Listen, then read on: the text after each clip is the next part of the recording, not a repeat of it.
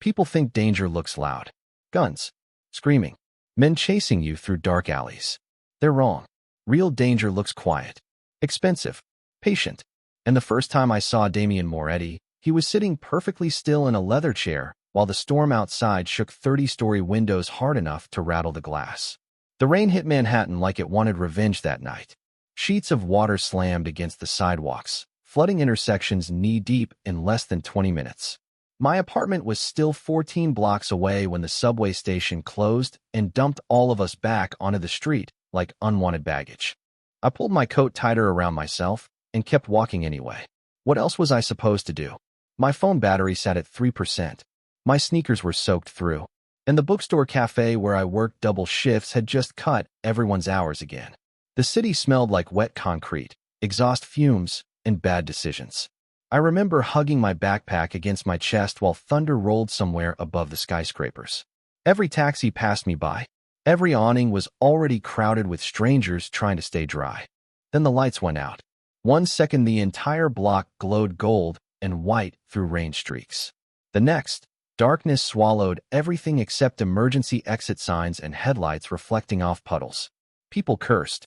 Someone screamed when another crack of thunder split the sky. I should have kept walking. I know that now. But across the street, I saw a building entrance glowing softly beneath black marble columns.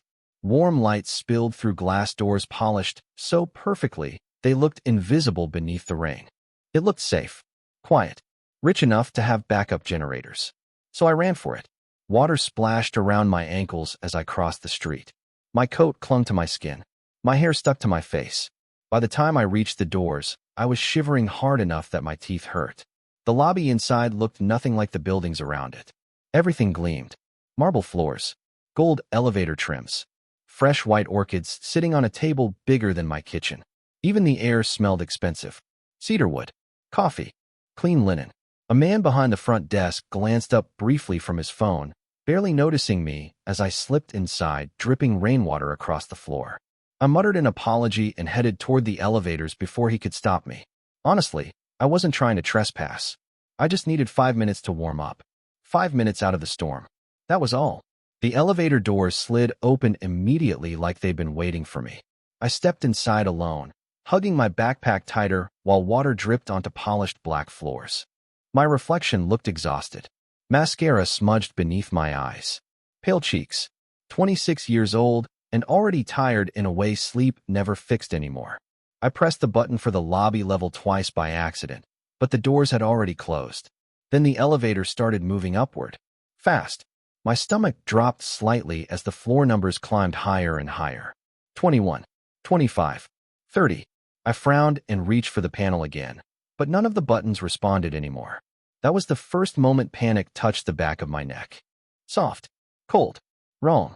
When the elevator finally stopped, the doors opened onto silence. Not hotel silence. Not office silence. Something heavier.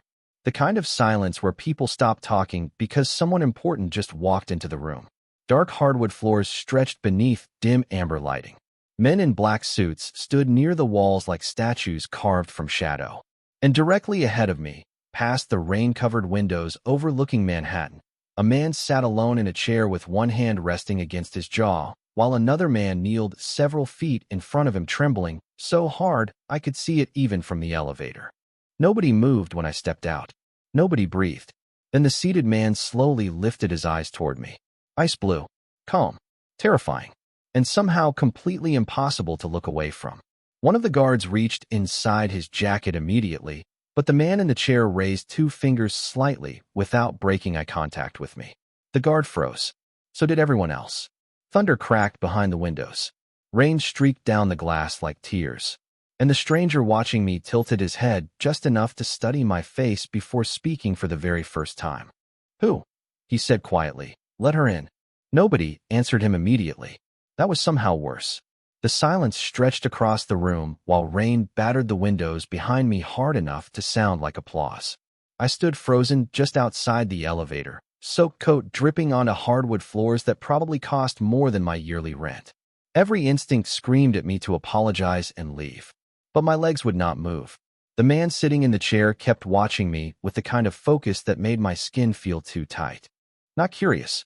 Not surprised. Calculating. Like he was trying to decide whether I was a problem. One of the guards finally stepped forward. Tall. Broad shoulders. Earpiece tucked behind one ear. Sir, she came through the lower lobby during the blackout, he said carefully. Security downstairs assumed she belonged to one of the guests. Guests. The word bounced strangely around the room because nobody here looked like they were attending a party. 3 men stood near the windows wearing dark tailored suits, hands folded neatly in front of them. Another leaned beside the bar with a bruised jaw and eyes fixed firmly on the floor. Nobody relaxed. Nobody even blinked much. The entire room felt wound too tight. Then there was the man kneeling near the center rug. He looked terrified. Not hurt. Not restrained. Just terrified in a way I recognized immediately because I had seen it before on customers right before they got fired, evicted, dumped, ruined. The kind of fear that came from waiting for someone else to decide your future. I swallowed hard and forced my voice to work. I am sorry, I whispered. The storm got bad outside, and I thought this was a hotel. One corner of the seated man's mouth moved slightly. Not a smile. Something colder. This does not look like a hotel to you. His voice was smooth, deep, controlled in a way that somehow made everyone else in the room even more nervous. I glanced around again. Marble fireplace. Floor-to-ceiling windows. Crystal decanters sitting untouched beside him. Expensive watches flashing beneath suit sleeves. No, it definitely did not look like a hotel anymore. No, I admitted quietly. It does not. Thunder rolled across the skyline again. The lights flickered once overhead before stabilizing. The kneeling man suddenly spoke fast, desperate words spilling out of him toward the seated stranger. I already explained everything, Damien. Please. I swear to you, I did not know about the shipment delay. Damien. The name landed heavy in the room. Damien Moretti. Even I knew that name. Everybody in New York knew it whether they admitted it or not. Real estate headlines. Charity galas. Rumors whispered between exhausted baristas closing cafes after midnight. Some people called him a businessman. Others lowered their voices before saying anything at all. My stomach dropped so hard it hurt. Oh God. The man watching me was Damien Moretti. Suddenly, every detail made sense. The bodyguards. The silence. The fear hanging in the air like smoke. Damien leaned back slightly in his chair, eyes never leaving mine even while he answered the other man. You interrupted my conversation, he said calmly. The kneeling man went pale immediately. I am sorry, sir. But Damien was not talking to him anymore. He was talking to me. I took a small step backward toward the elevator. Bad idea. One of the guards moved instantly, not threatening exactly, but enough to block the path without touching me. Panic fluttered alive in my chest. Please, I said quickly. I really did not see anything. I can just leave. Damien finally stood. The entire room shifted with the movement. He was taller than I realized before. Broad shoulders beneath a black dress shirt with the sleeves rolled once at the wrists. No tie. No visible weapon. He did not need one. Power clung to him naturally, like the storm belonged to him too. He walked toward me slowly, polished shoes silent against dark wood floors. Close now. Too close. I could smell cedarwood and rain on him. See faint silver beginning near his temples despite the fact he could not have been older than his mid-30s. But it was his eyes that unsettled me most. Ice blue and completely unreadable. Damien stopped inches away and looked down at the bookstore logo stitched onto my soaked canvas apron still hanging from my backpack. Then his gaze lifted back to mine. Claire Bennett, he said softly. Why do I get the feeling tonight is about to become very inconvenient for both of us? There are moments when your entire life changes so quietly you almost miss it. No explosion. No dramatic music. Just one man saying your name like he already owns the sound of it. My heartbeat stumbled so hard I felt dizzy. How do you know my name? I asked before I could stop myself. Damien glanced toward the soaked bookstore apron hanging from my backpack. The employee badge clipped inside your pocket helped. Heat rushed into my face immediately. Great. I was standing in front of one of the most powerful men in New York looking like a drowned college student with terrible observational skills. Somewhere behind him, one of the guards almost smiled before catching himself. Damien noticed too. His expression did not change, but the room somehow became colder anyway. Leave us, he said calmly. Nobody argued. The men near the windows moved first, silent as shadows disappearing through dark hallways. The guard beside the elevator hesitated half a second before following. Even the terrified man kneeling on the rug stood shakily and hurried away without another word. Within seconds, the massive penthouse felt eerily quiet except for thunder rolling outside and the soft crackle of fire beneath the marble fireplace. I hated how exposed the silence made me feel. Damien walked past me toward the bar near the windows. Every movement looked controlled, measured, like he had spent years teaching himself never to rush for anyone or anything. Tea or coffee? He asked without looking at me. The question startled me enough that I laughed softly before I could stop myself. Wrong move. His eyes lifted immediately. Sharp, curious, dangerous. Something funny? Honestly, I hugged my arms tighter around myself. I thought you were about to threaten me. Another pause. Then something unexpected happened. Damien Moretti smiled. Barely. Quick enough I almost thought I imagined it. But it changed his entire face for one terrifying second. Made him look younger. Human. Most people assume the worst about me. Should I not? His gaze held mine across the room. Probably. Rain hammered harder against the glass. Lightning flashed white across the skyline behind him, outlining broad shoulders and dark clothing in silver light. God, the man looked like he belonged inside storms. Damien poured hot water carefully into a black ceramic mug before carrying it toward me. I noticed then that his left hand bore a thin white scar crossing the knuckles. Old. Faded. The kind people earned surviving things they never talked about. He handed me the mug himself instead of letting someone else do it. Strange detail. Somehow more unsettling than the guards. Chamomile, he said. You are shaking. I accepted it carefully, fingers brushing warm ceramic. Thank you. He nodded once before moving toward the windows overlooking Manhattan. 30 floors below us, headlights crawled through flooded streets like glowing insects drowning in rain. You should not have come here tonight, Claire. There was no anger in his voice.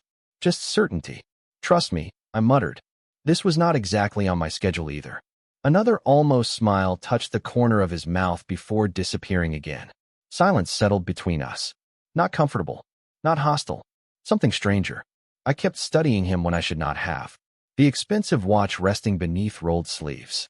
The quiet confidence. The exhaustion hidden beneath his eyes when he thought nobody was looking. He seemed too calm for someone surrounded by fear all the time. Finally, I cleared my throat carefully. That man earlier, I said softly. Was he in trouble? Damien did not answer immediately. His reflection stared back at us through rain-covered glass. Everybody who walks into my world is already in trouble. The words landed heavier than they should have. My chest tightened unexpectedly. Maybe because for the first time all night, he sounded tired instead of dangerous. Then his phone buzzed sharply across the room.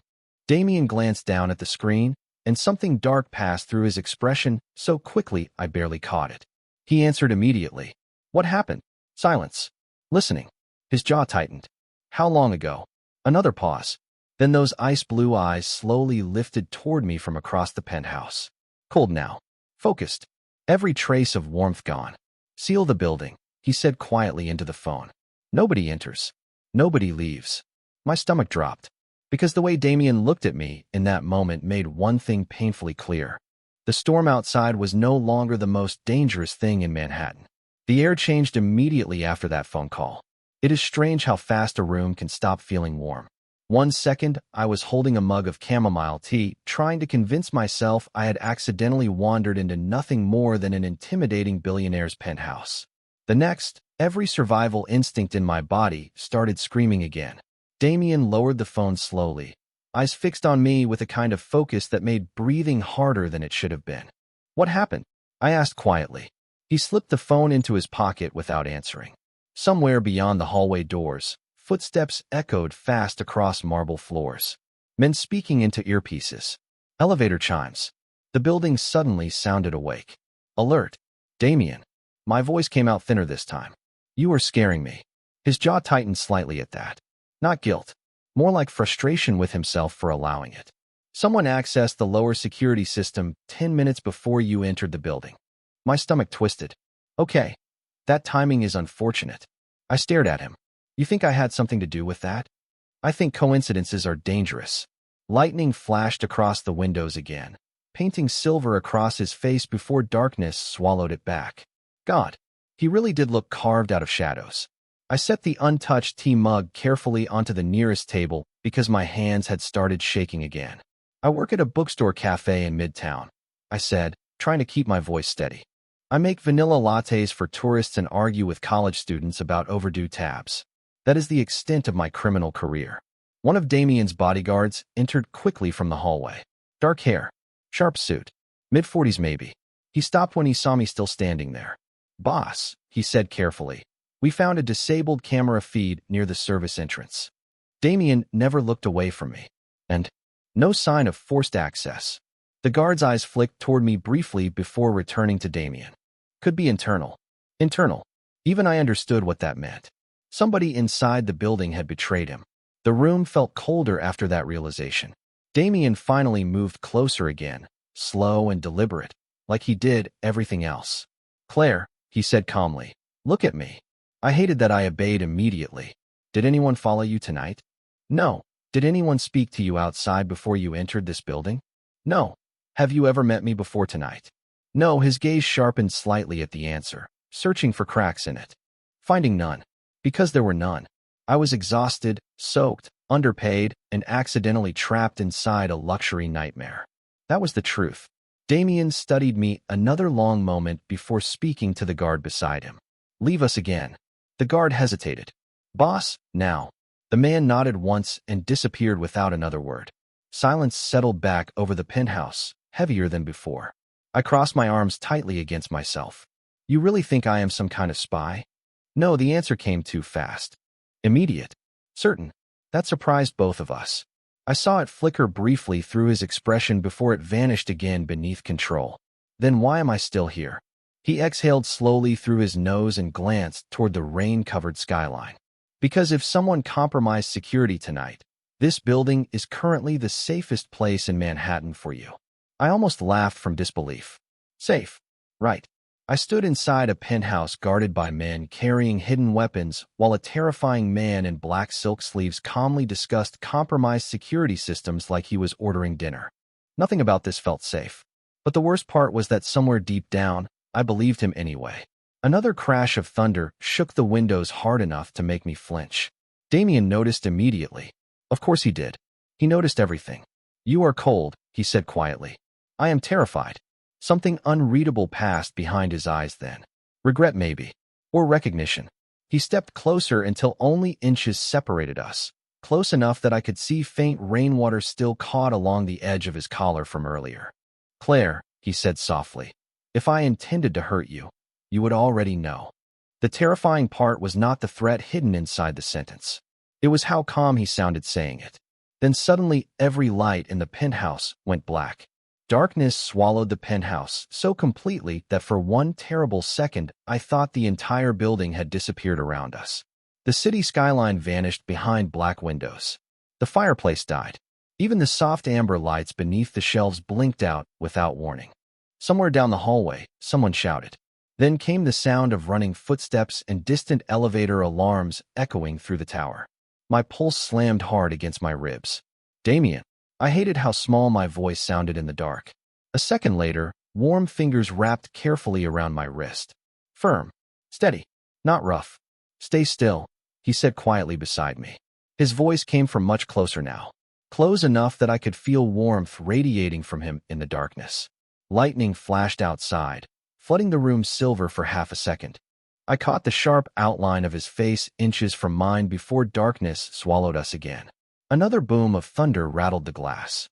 Somewhere below us, sirens echoed through Manhattan streets drowned in rain. "What is happening?" I whispered. Damien released my wrist slowly but stayed close enough that our shoulders almost touched. Backup systems should have activated already, which meant they had not, which meant something was wrong. Even I understood that much now. A small beam of light suddenly cut through the darkness as Damien pulled a phone from his pocket. The pale glow sharpened the angles of his face while he typed a quick message one-handed. Calm, focused, controlled. Like blackouts in luxury skyscrapers happened to him every Tuesday. My own breathing sounded embarrassingly loud by comparison. "Do not move away from me," he said without looking up. I was not planning to. The words slipped out before I could stop them. One corner of his mouth twitched faintly. Then another voice crackled through his earpiece from somewhere hidden beneath his collar. Urgent. Fast. Damien listened silently before answering. Lock every stairwell above the 20th floor. Double security near the west elevators. Pause. No. Nobody leaves. My stomach tightened again. Nobody leaves. Those words kept repeating tonight like a warning. I wrapped my arms tighter around myself against the cold creeping through my wet clothes. Without the heat and lights, the penthouse suddenly felt enormous. Empty corners disappearing into shadow. Rain sliding down black windows like moving ghosts. Damien glanced toward me again. You are freezing. I am fine. You are shivering hard enough to make your teeth chatter. Annoyingly, he was right. Before I could argue again, he shrugged off his dark suit jacket and held it out toward me. I stared at him suspiciously. You are giving me your jacket? Claire. His tone turned dry. I promise it is not a trap. Despite everything, a nervous laugh escaped me again. God, what was wrong with me? I should have been panicking. Instead, I stood 30 floors above Manhattan borrowing a Mafia Boss's suit jacket while the building locked down around us. The jacket settled warm and heavy over my shoulders when I finally accepted it. Expensive fabric. Cedarwood cologne. Rain. It smelled like him. Dangerous thought. I pushed it away immediately. Another flashlight beam appeared near the hallway entrance as two guards entered quickly. Boss, one of them said, slightly breathless. Security found someone attempting to access the private garage levels during the outage. Damien's expression sharpened instantly. Did they get through? No.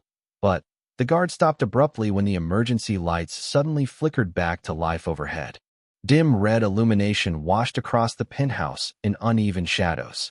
It somehow looked even more unsettling than complete darkness. Damien's jaw tightened. Find out who cut the backup system, he ordered coldly. Now. Both guards disappeared immediately. Silence settled again except for distant thunder and the low hum of emergency power finally kicking in. I looked toward Damien carefully. This kind of thing happens often around you. His eyes met mine through red emergency light. Beautiful and terrifying at the same time. No, he said quietly. That is why I am concerned. Then his gaze dropped suddenly to something behind me near the elevator doors. Every trace of calm vanished from his face, so quickly it stole the air from my lungs. I turned instinctively and saw it immediately. A single black envelope resting on the hardwood floor where there had been nothing only minutes earlier. My name was written across the front in silver ink. I knew the envelope was wrong before anyone said a word. Maybe because nothing about that night had felt normal since the elevator doors opened. Maybe because Damien Moretti looked genuinely unsettled for the first time since I met him. And somehow that scared me more than his coldness ever had. The silver ink spelling my name across the black paper shimmered beneath the emergency lights like liquid metal. Claire Bennett. Perfect handwriting. Precise. Deliberate. My throat tightened immediately. How would anyone here know my name? I whispered. Damien moved first. Fast enough that I barely saw it happen. 1 second, the envelope rested near the elevator doors. The next, it was in his hand while two guards rushed back into the penthouse behind us. Nobody touches anything, Damien ordered sharply. His voice changed when he gave commands. Colder. Harder. The kind of tone people obeyed instantly without question. One of the guards stepped forward carefully. Boss, we checked every camera feed during the outage. Nobody entered this floor. Damien's jaw flexed once. Then somebody was already here. Silence crashed down after that sentence. The guard nearest the hallway instinctively rested a hand near his concealed holster. Another scanned the shadows near the windows. Meanwhile, I stood frozen beside the fireplace, wearing Damien's jacket and trying not to panic. Not doing a great job. Damien opened the envelope slowly. No rushing. No visible fear. Just terrifying calm. He unfolded a single sheet of black paper inside and read the message silently. Something dark flickered through his eyes immediately afterward. Not panic. Worse. Recognition. What does it say? I asked quietly. He folded the paper once before sliding it back inside the envelope. Nothing you need to worry about. That is not comforting. His gaze shifted toward me then, lingering longer than necessary. It was not meant to be.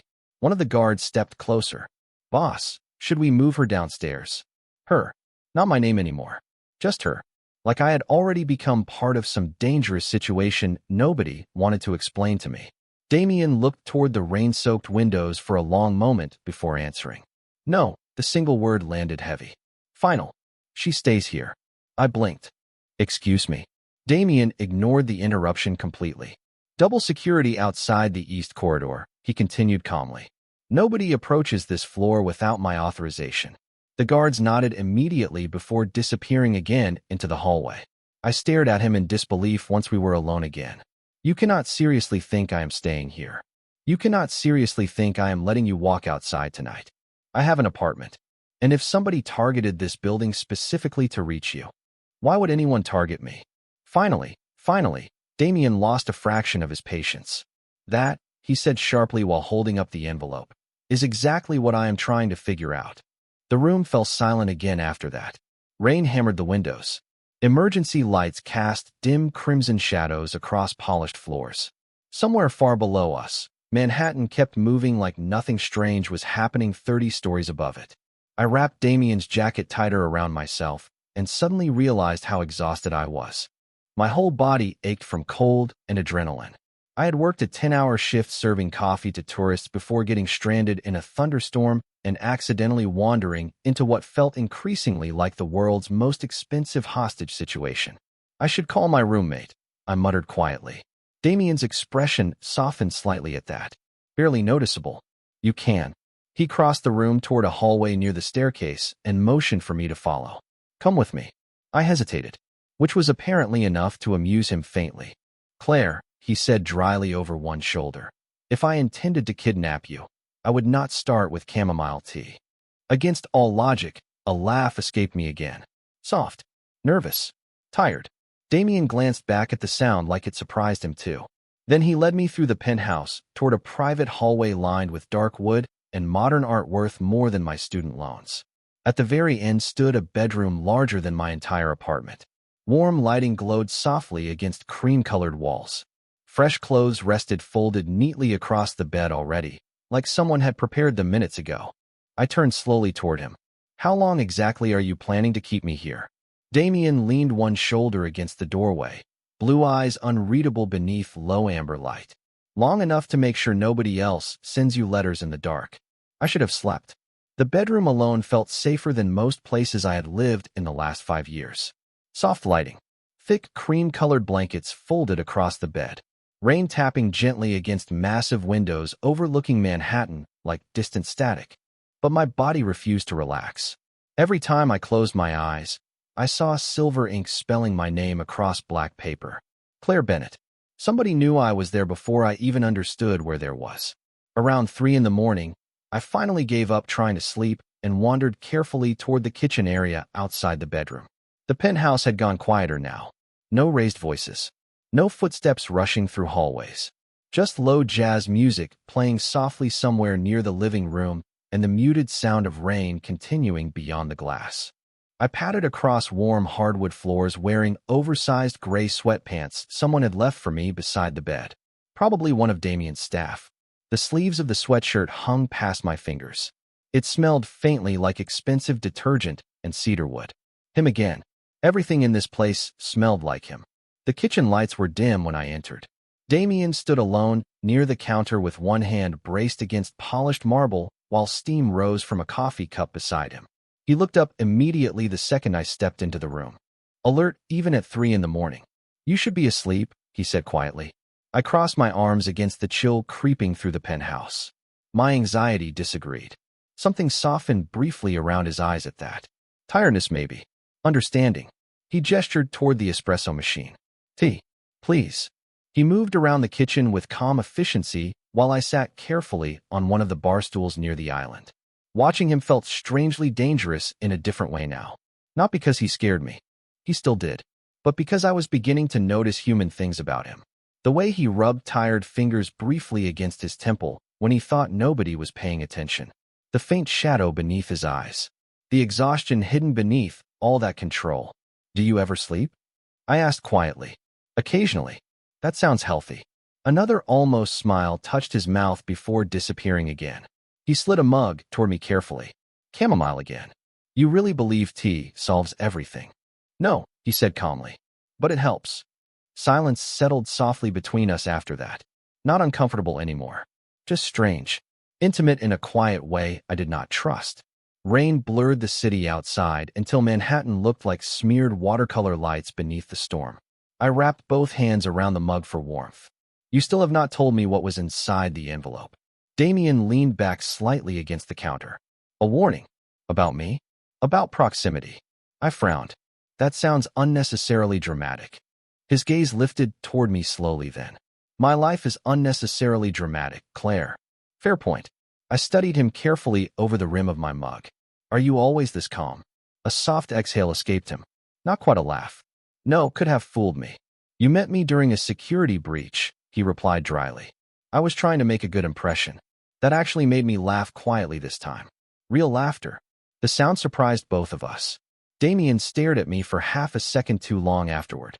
Something unreadable passing behind those ice blue eyes again. Then his phone buzzed sharply across the counter. The warmth vanished instantly from his face as he glanced down at the screen. What happened? He answered immediately. Silence while he listened. His expression darkened with every passing second. When... Pause. Who authorized that? Another long silence. Then Damien looked up directly at me from across the kitchen, and every instinct in my body tightened. Do not leave this floor, he said quietly after ending the call. Damien, Claire. His voice turned sharp enough to stop me cold. I mean it. Fear slid down my spine immediately. What happened? He hesitated this time. Actual hesitation. Then he said the last thing I expected to hear. Someone broke into your apartment tonight. For a second, I genuinely thought I had heard him wrong. My apartment.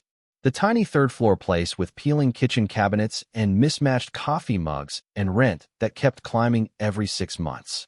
The place where my roommate Olivia left sticky notes on the fridge reminding me to buy oat milk. Somebody had broken into it. What? The word barely came out. Damien stayed perfectly still across the kitchen, phone still in his hand. One of my security teams checked your building after the envelope appeared. Why would you even send people there? Because whoever left that message knew your full name. His tone remained calm. Mine did not. Olivia. Panic hit me so fast my vision blurred slightly. My roommate was home tonight. Damien's expression sharpened immediately. She is fine. I exhaled so hard it almost hurt. She was asleep when building security responded to the alarm. Nobody touched her. Alarm. Your apartment door was forced open. My hands tightened painfully around the mug. Suddenly, I could picture everything too clearly. My tiny living room. The old yellow lamp beside the couch. Books stacked everywhere because I could never afford shelves big enough. A stranger walking through all of it while I stood 30 floors away wearing a Mafia Boss's borrowed clothes. I pushed away from the counter too quickly. I need to call her. Damien nodded once. Already done. I froze. You called my roommate? One of my people did. You have people now? Claire. His voice turned dry again. I had people before you arrived. Somehow that irritated laugh almost escaped me again, even through the panic. I hated that. Hated how easily he disrupted my fear with one sentence.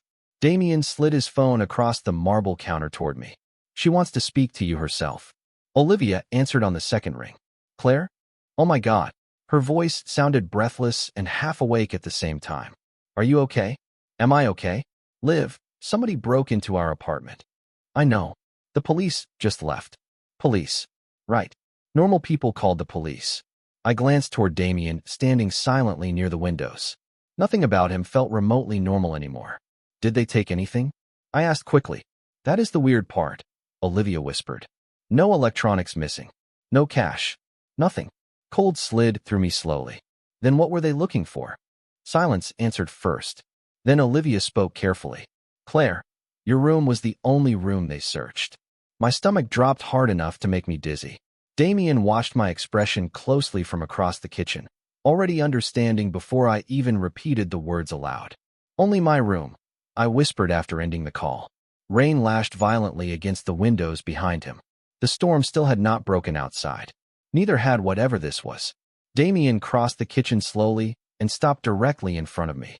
Close enough now that I could see faint stubble shadowing his jaw from exhaustion. Listen to me carefully, he said quietly. Whoever entered your apartment tonight was not there to rob you. I gathered that. They were looking for information.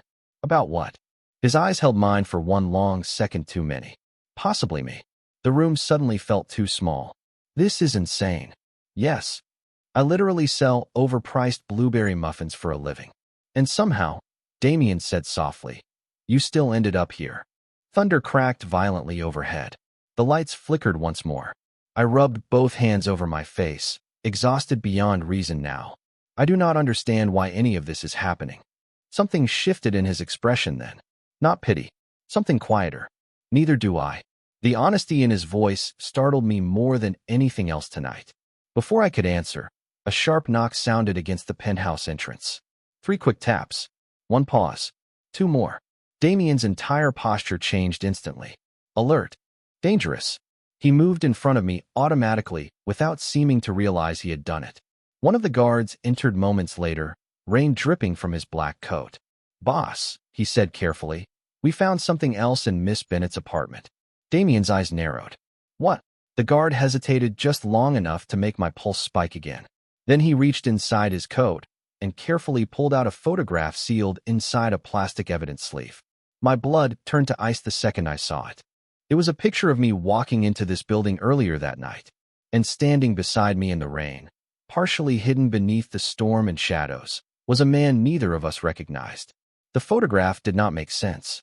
I stared at it so long my eyes started burning, but the image never changed. There I was in the middle of the storm outside Damien's building, soaked coat clinging to me while rain blurred the streetlights silver and gold. And behind me, barely visible beneath the downpour, stood a tall figure in a dark coat watching me walk toward the entrance. Watching me. The guard handed the photograph carefully to Damien. Found taped beneath her kitchen table, he said quietly, along with signs the apartment had been searched recently. Damien studied the picture without speaking. The room felt unbearably silent except for distant thunder rattling the windows again. Finally, I forced myself to breathe. I never saw him. My voice sounded small, unsteady. Damien's eyes lifted toward me slowly. I believe you. The simple certainty in his answer should not have mattered so much. But somehow it did. He handed the photograph back to the guard. Get this scanned immediately. I want facial recognition run through every database we have. Already started. The guard hesitated briefly. There is something else, boss. Damien's expression darkened slightly. Continue. The timestamp on the image. Another pause. It was taken 32 minutes before Miss Bennett entered the building. My stomach twisted violently. 32 minutes. That meant somebody had been watching me before I even noticed the storm getting worse outside. Before the blackout. Before the elevator. Damien dismissed the guard with a sharp nod, and the penthouse fell quiet once more. I rubbed cold fingers against my temples, trying to force my thoughts into order. Nothing fit together. Nothing. This cannot be real. Damien leaned both hands against the marble kitchen counter, eyes fixed on me carefully. Claire. No, I shook my head quickly. I work 60 hours a week and forget to water my plants half the time. Nobody follows people like me. Somebody did. The calmness in his voice made it worse somehow. Like facts mattered more than fear in his world. Why? I whispered. What could anybody possibly want from me? Damien looked away briefly toward the storm beyond the glass. The movement alone told me he was thinking harder than he wanted me to notice. I do not know yet. Yet. Not know. Yet. Before I could respond, another phone buzzed sharply somewhere deeper inside the penthouse. Damien pulled his own from his pocket immediately, already moving toward the hallway. Stay here, he ordered. Damien, Claire. His eyes found mine again, intense enough to stop the argument instantly. Please. The word hit me harder than any command could have. Please. Not because he sounded weak. Damien Moretti would never sound weak. But because it sounded real. Human. I nodded once before I could think too hard about why that mattered to me. He disappeared into the hallway moments later, voice low and controlled as he answered another call. I stayed alone in the kitchen gripping a mug of cold chamomile tea while Manhattan drowned outside the windows. The penthouse suddenly felt too quiet again. Too big. My eyes drifted back toward the photograph still resting near the counter. I should not have touched it. Every instinct warned against it. But curiosity won anyway. I stepped closer carefully and lifted the image into my trembling hands. Rain blurred most of the background details, but now that I looked closer, I noticed something strange. The man standing behind me was not watching the building. He was watching me specifically, and around his wrist, barely visible beneath the storm, gleamed a silver chain with a small pendant hanging from it. My breath caught immediately, because I recognized it. Not the man, the pendant. A tiny silver saint medallion worn smooth around the edges. My father used to wear one exactly like it before he disappeared 11 years ago. Cold flooded through me so fast I nearly dropped the photograph. No, impossible. My father had vanished when I was 15. No calls, no body, no explanation except debts and whispered arguments my mother used to cry about behind locked doors late at night. He could not be connected to this. He could not. Footsteps approached suddenly behind me. I spun too fast, heart slamming painfully against my ribs. Damien stopped immediately when he saw my face. What happened? I could barely force the words out. I know that necklace. Silence crashed between us. Damien's expression changed instantly. Sharp, focused, dangerous in an entirely different way now. What necklace? I held up the photograph with shaking hands. The man outside your building. My throat tightened painfully. He was wearing my father's medallion.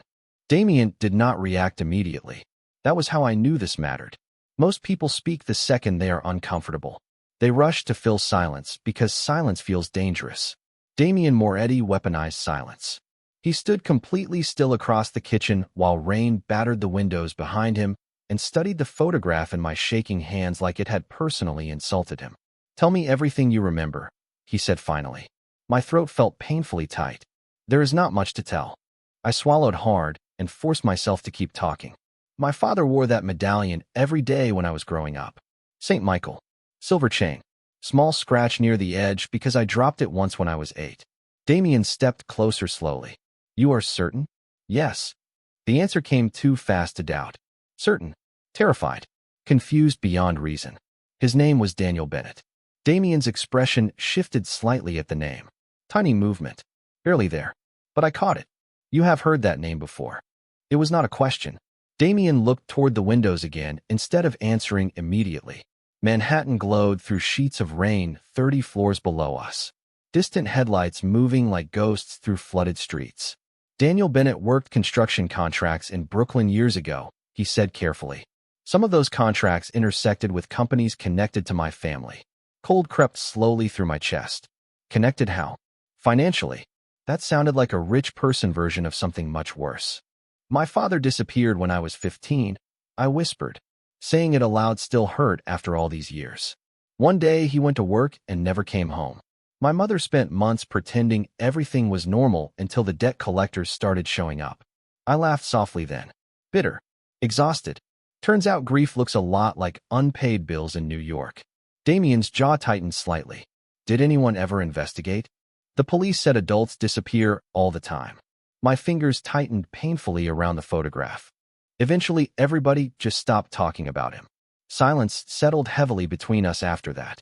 Damien reached for the picture slowly, careful enough that his fingers brushed mine only briefly when he took it. Warm skin, steady hands. If your father is connected to this, he said quietly, then tonight was not random. Those words should not have shocked me anymore. Nothing about tonight had been random since the elevator doors opened. But hearing it confirmed still made my stomach twist. What exactly are you involved in, Damien? The question slipped out softer than I intended, honest instead of accusing. He looked at me for a long moment before answering.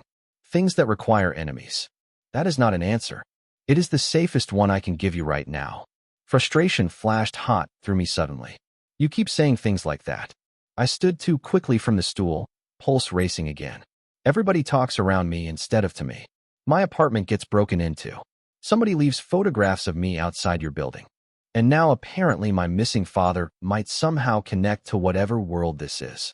I gestured around the penthouse helplessly. Do you understand how insane this sounds? Damien watched me quietly through the outburst, calm while I unraveled in front of him. Somehow that made it worse. Yes, he said softly. I do.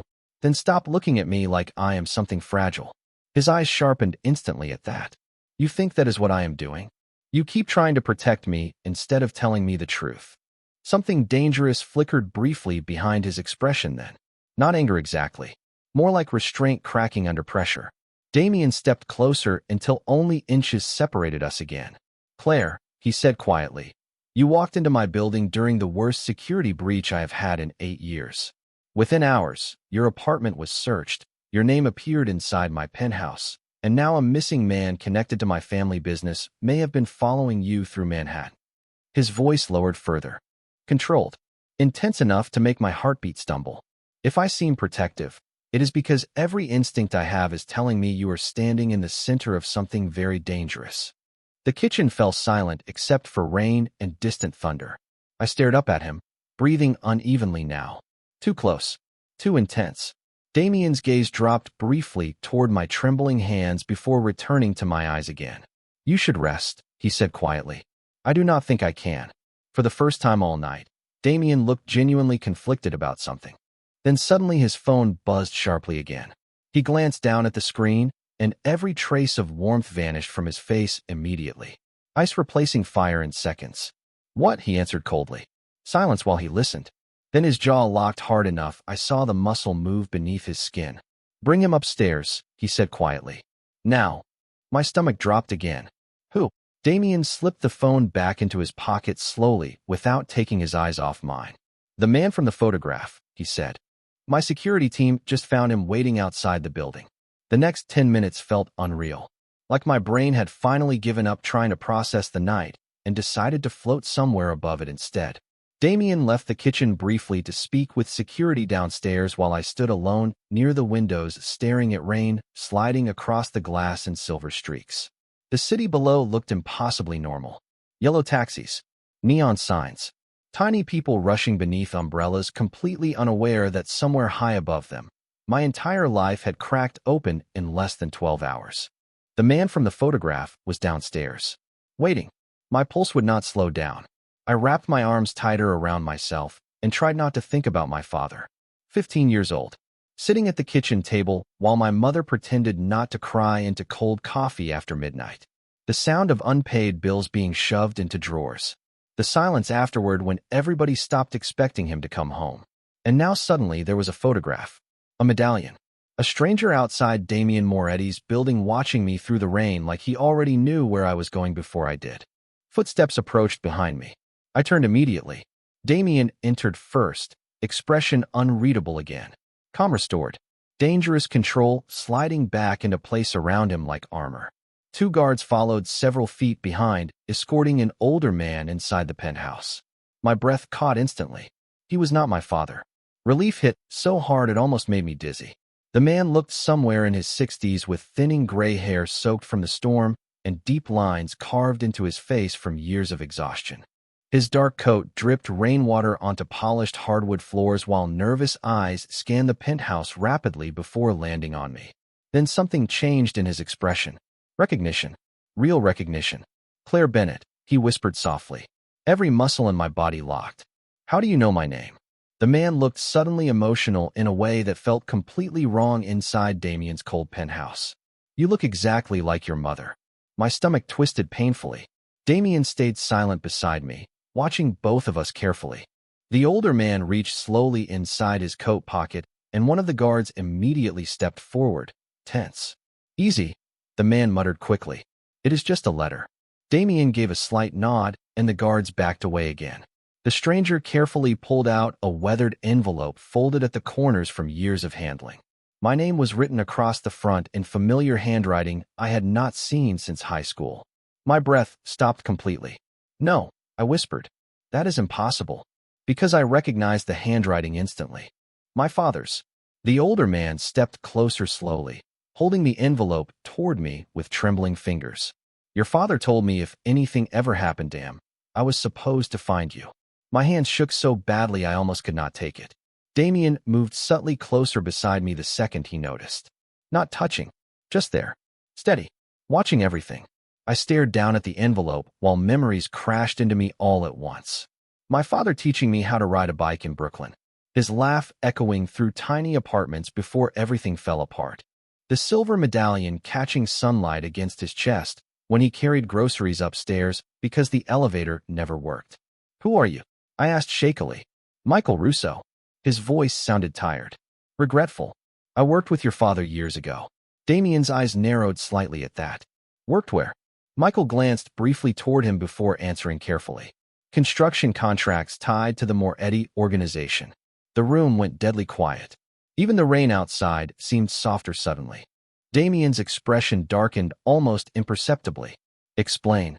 Michael swallowed hard. Daniel Bennett discovered something he was never supposed to see. Cold slid slowly down my spine. What kind of something? Michael looked directly at me then, sadness heavy behind tired eyes. The kind powerful men bury. Damien stepped forward immediately after that. Not threatening. Controlled. But the shift in the air was instant. You are choosing your next words very carefully, he said quietly. Michael nodded once. Your father was not a criminal, Claire. But he found evidence connected to financial laundering inside several Moretti construction companies 15 years ago. My pulse thundered painfully now. I looked instinctively toward Damien. You knew about this? His jaw tightened once.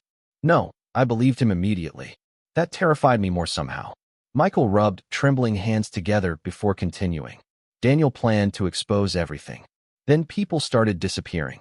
Silence crashed through the penthouse after that sentence. Heavy. Suffocating. Finally, I forced out the question burning through my chest. Is my father dead? Michael looked at me for a very long time before answering. I do not think so. The human body reacts strangely to hope after years without it. You would think hearing the words your father might still be alive would feel warm, comforting. Instead, it felt sharp enough to cut through me. My knees suddenly weak. My chest too tight to breathe properly. Because hope is dangerous when grief has already taught you how to survive disappointment. No, I whispered automatically. You are wrong.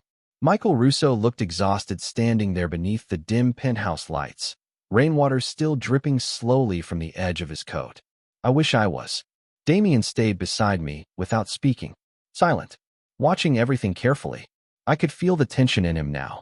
Not fear. Calculation. Like pieces of something old and ugly were finally beginning to fit together in ways he did not like. I stared down at the envelope still clutched tightly in my hands. My father's handwriting. Real. Uneven slightly near the edges exactly the way it always looked whenever he wrote too fast. Tears burned suddenly behind my eyes, and I hated myself for it. I had spent 11 years teaching myself not to cry over a man who vanished. A man who left me and my mother drowning in debt collectors and silence. Why now? My voice cracked slightly. Why wait all these years to find me? Michael's expression twisted with guilt immediately. Because Daniel told me never to contact you unless it became unavoidable. Unavoidable. My laugh sounded brittle. Angry. Somebody broke into my apartment tonight. Exactly. Silence crashed down again after that. Damien finally stepped forward slowly, eyes locked on Michael. You said Daniel Bennett uncovered financial laundering connected to my family's companies. Michael nodded once. Years ago, the Moretti organization expanded fast through construction contracts across Brooklyn and Queens. Most of the business was legitimate. Most. The word landed hard between us. Damien's jaw tightened visibly. And the rest? Michael exhaled heavily. Certain executives inside the organization used shell companies to move money through fake labor projects. Daniel discovered records tying several politicians and outside investors into the operation. I looked instinctively toward Damien again. Did your family know? His eyes met mine immediately. Steady. Honest in a way that almost hurt. My father controlled the organization back then, he said quietly. I was 23 years old and nowhere near the financial side of things. Something cold moved through me slowly. But somebody else knew. Damien's silence answered first. Then finally, yes. Thunder rolled outside again, softer now. The storm beginning to weaken across Manhattan, while something far worse gathered inside the penthouse. Michael rubbed one trembling hand over his face. Daniel planned to take the evidence public. But before he could, several people connected to the laundering operation disappeared within 2 weeks. My stomach turned. My father ran. Your father survived. Michael corrected gently. There is a difference. I looked down at the envelope again, fingers trembling harder now. Then why never contact us? Michael hesitated too long before answering. Because Daniel believed you were safer thinking he was dead. The words hit harder than they should have. Safer. My mother working double shifts until she collapsed from exhaustion at 48 years old. Me growing up believing my father abandoned us willingly. Safe was not exactly the word I would have chosen. Damien noticed the shift in my expression immediately. Of course he did. He stepped slightly closer beside me. Not touching, just near enough that I could feel the quiet steadiness of him there. Claire. I shook my head sharply before he could continue. Do not. My voice came out thinner than I intended. I cannot do comfort from you right now. Something painful flickered briefly behind his eyes at that, real enough to make guilt twist unexpectedly through my chest. Before either of us could speak again, Michael looked toward Damien carefully. There is something else Daniel wanted her to know. Damien's expression hardened instantly. What? Michael swallowed visibly. The people who buried those records believed one copy still existed. Cold silence filled the penthouse again. I stared between them both, pulse hammering painfully now. What records? Michael looked directly at me. Daniel hid them before he disappeared. My breath caught. Where? Michael's tired eyes shifted slowly toward the envelope in my hands. According to him, he said quietly, he hid everything somewhere only you would eventually find it. I did not open the envelope right away. I could not. My hands shook too badly, and suddenly I was terrified of whatever waited inside. Because letters are dangerous when they come from ghosts. Damien must have noticed the panic building across my face because his voice softened slightly beside me. Claire. I looked up at him slowly. The storm outside had finally begun to weaken, rain easing into softer streaks against the windows while pale hints of early morning crept across the Manhattan skyline. We had somehow survived the entire night inside that penthouse.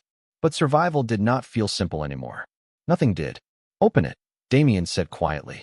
I am here. 3 words. Simple. Calm. But something inside my chest tightened painfully anyway.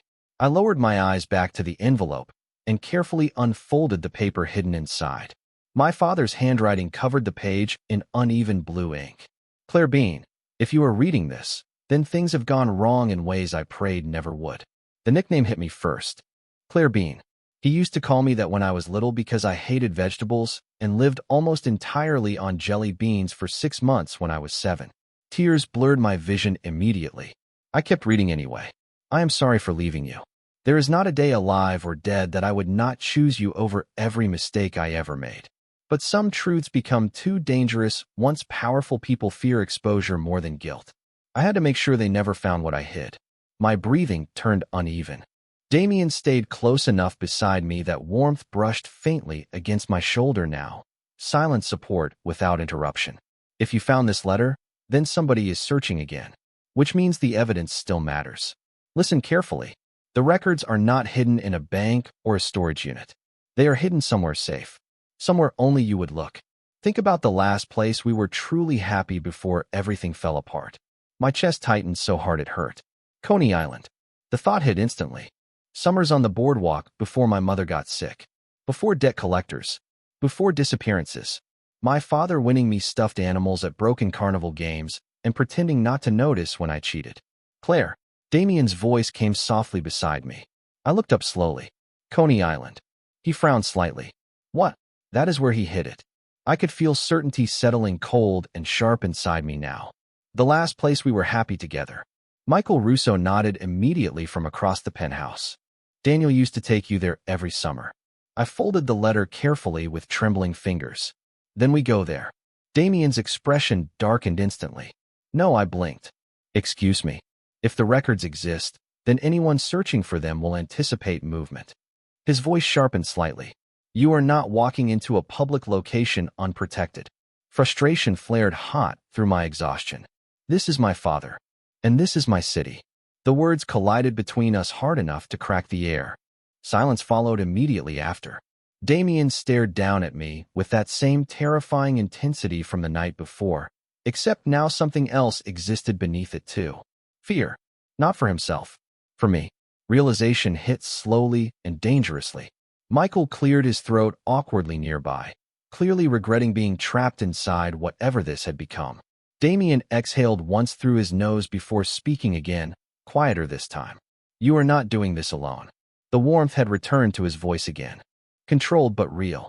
My anger slipped slightly around the edges because I suddenly understood something important.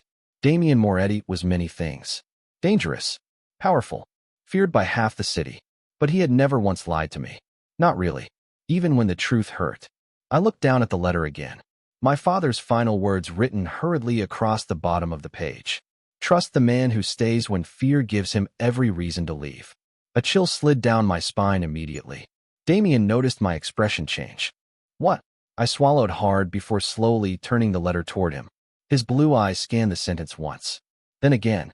Silence stretched heavily through the penthouse, while dawn slowly brightened the storm-dark skyline outside. Finally, Damien looked up at me, unreadable as ever. Your father knew something, he said quietly. About what?